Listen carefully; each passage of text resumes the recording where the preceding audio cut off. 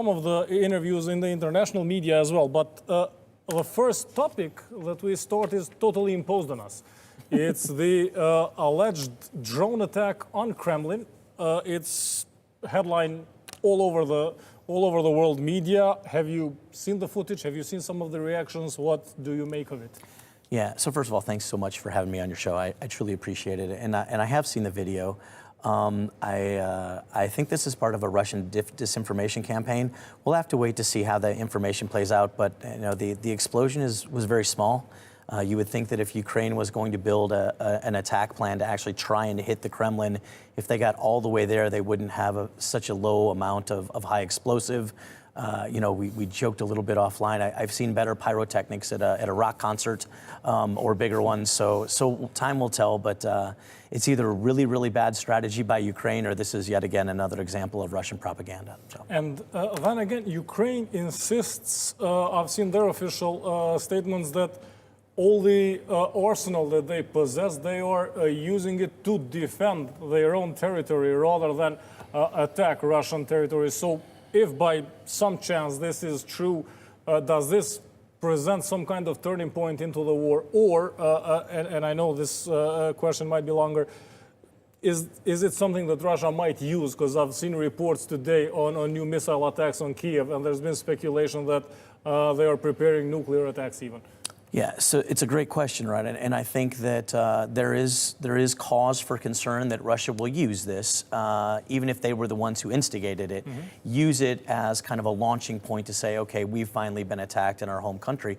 I've kind of been on the record as saying numerous times that if people in Ukraine cannot sleep safely at night and have fears that they are going to be attacked, if you're in a bilateral war with another nation, that nation, the civilians there, should also fear it. So I've often said that, I support Ukraine attacking Russian territory. The escalations that we've kind of seen really have kind of ramped up ever since there was the massive explosion in the fuel factory, right, where the gasoline and storage and POL storage kind of really took off. And ever since that happened, I think we've really seen a ramp up of activity.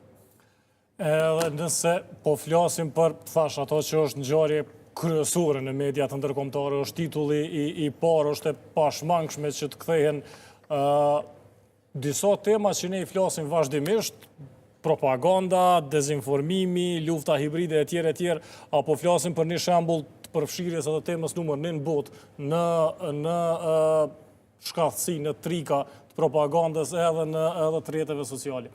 Në fakt, do të ishte më mirë se të jetë vetëm, ose të mbetet vetëm në kodët dezinformimit edhe propagandës, pavarësisht se çfarë kthese do të merr lufta në aspektin territorial rreth Ukrainës, por sidoqoftë nëse kthesa e luftës do të shkojë, siç edhe është komentuar gjithsesi në mundësinë e përdorimit të armëve nukleare taktike nga ana e Rusisë, sigurisht ky eskalim shumë I madh në atë pjesë të Evropës, që nuk është shumë larg prej nesh, do të jep ndikimet e veta edhe për rajonin tonë. Dhe si tillë do të ishte një lajm I keq jo vetëm për Ukrainën edhe Evropën, por nëse fokusojmë edhe ka rajoni jonë, ka Kosova do të jetë një prej lajmeve të këqija, nëse lufta atje do të eskalojë dhe nëse ky rast që edhe duket prej pamjeve që nuk është aq serioz sa për të sulmuar ose të synuar vrasjen e presidentit të Rusisë, sidoqoftë nëse kjo do të jetë një moment I përdorimit të Rusisë për të kaluar në një fazë tjetër shumë atron, atëherë sigurisht pjesa e Ballkanit do të jetë në halle të caktuar shqetësime serioze të sigurisë e besoj. Can we actually treat Balkans as a separate security issue, or is it interconnected with Ukraine and with Russian influence that actually stretches beyond the front lines?